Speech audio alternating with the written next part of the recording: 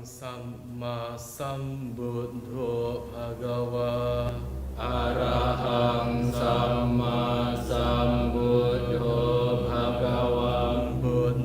Di sebuah tempat tepatnya di Jawa Timur, berdirilah dua kerajaan kembar, yaitu Kerajaan Jayanggala yang dipimpin oleh Raja Jayanegara dan Kerajaan Kediri yang dipimpin oleh Raja Jayangrana.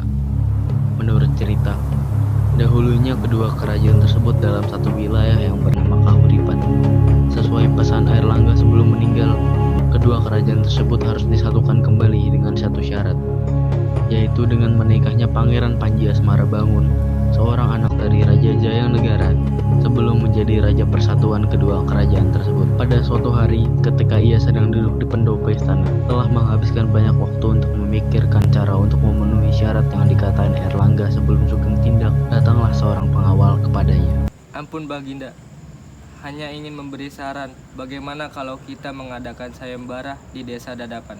Banyak sekali gadis-gadis putri cantik yang cocok untuk dijadikan permaisuri. Saran yang cukup baik. Terima kasih. Keesokan harinya, berangkatlah ia dengan beberapa pengawalnya ke desa Dadapan, desa yang berada di dekat Sungai Bengawan Solo. Desa itu, Panji Asmarabangun menyamar dengan nama Pangeran Ande-Ande Lumut. Beberapa hari kemudian, ia memerintahkan kepada para pengawalnya agar mengumumkan sayembara mencari jodoh tersebut tersebar ke seluruh pelosok desa. Woro-woro sayembara wis diwiwiti, para peserta jadwalke kumpul nang dina iki.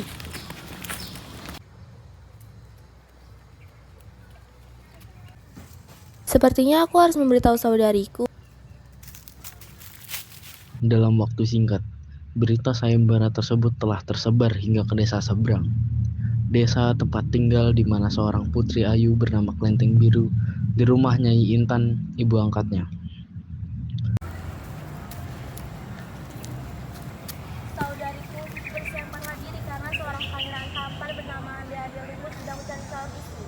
Wah, bagus itu. Wah, ada apa ini? Kalian ayu-ayu tenang. Hai Kentung Biru, apakah kamu ingin ikut sayembara juga? Ah, gak mungkin. Baju aja kamu gak punya. Apa kamu tetap ingin mengikuti sayembara ini?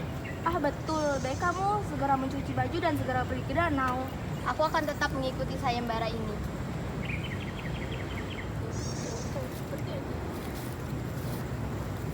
Klenteng Biru selalu disuruh untuk mengerjakan pekerjaan rumah selayaknya memasak, mencuci, dan membersihkan rumah.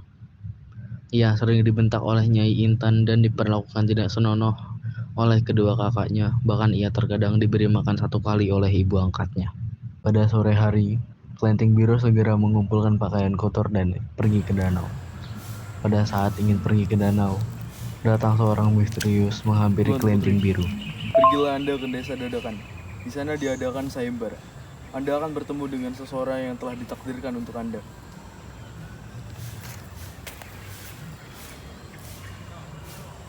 Pada pagi harinya, Klenteng Biru, Klenteng Hijau, dan Klenteng Merah bersama-sama pergi ke tempat sayembara tersebut.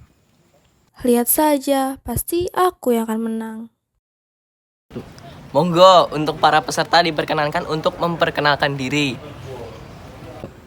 Aku Kenting Merah yang harum seperti bunga mawar. Aku Kelenting Hijau yang sejuk dipandang seperti dedaunan. Aku Kelenting Biru yang menenangkan seperti lautan. Baik, matur sembah nuwun untuk para peserta. Nggih, kula badhe maos sayembara menika.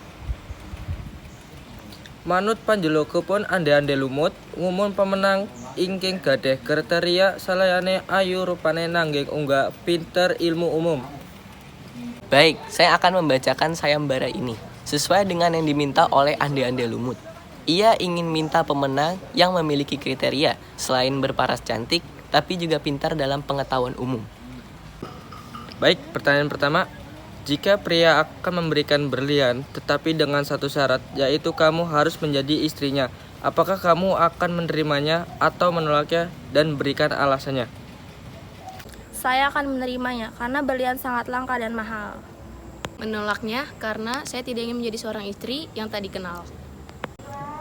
Menolaknya, Karena saya tidak mudah diberikan perjanjian yang tidak jelas dan tiba-tiba. Bagaimana Baginda? Kita akan lihat terlebih dahulu.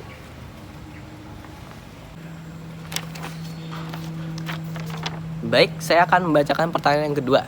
Jika suatu saat pasanganmu sakit dan tidak punya uang, apakah kamu akan meninggalkan pasanganmu atau tidak? Berikan alasannya. Saya akan meninggalkannya karena Kanda tidak bisa menjaga saya dengan baik.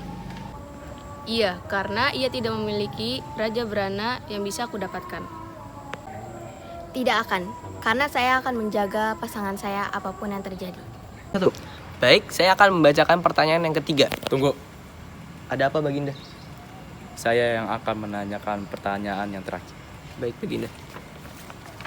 Jika kalian menjadi seorang ratu, apa yang akan kalian lakukan kepada rakyat kalian?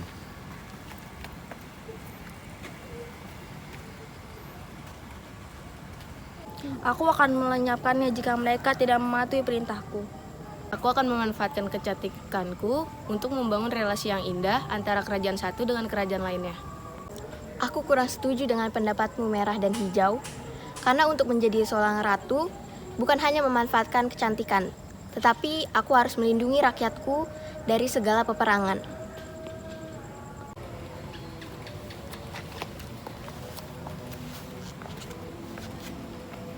Jadi, putri manakah yang akan Baginda pilih?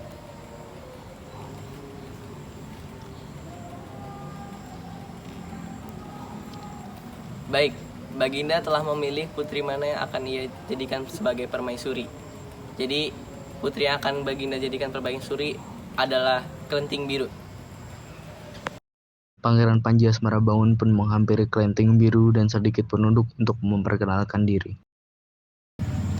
Perkenalkan, namaku adalah Pangeran Panji Asmarabangun dari Jenggala. Pangeran Panji Asmarabangun. Perkenalkan, aku Putri Dewi Sekartaji dari Kerajaan Kediri. Takdir sungguhlah tepat, karena telah mempertemukan aku dengan wanita yang tepat. Kini, kebingunganku telah sirna. Izinkan saya, Pangeran Panji Asmarabangun dari Jenggala, mengikat hubungan dengan Putri Dewi Sekartaji dari Kerajaan Kediri. Apakah Putri bersedia untuk menjadi pasanganku? Aku bersedia. Saat itu, Pangeran Panji Asmarabangun pun menikahi Dewi Sekartaji. Mereka pun menjadi sepasang raja dan ratu yang memimpin kerajaan Jenggala dan bahagia selamanya.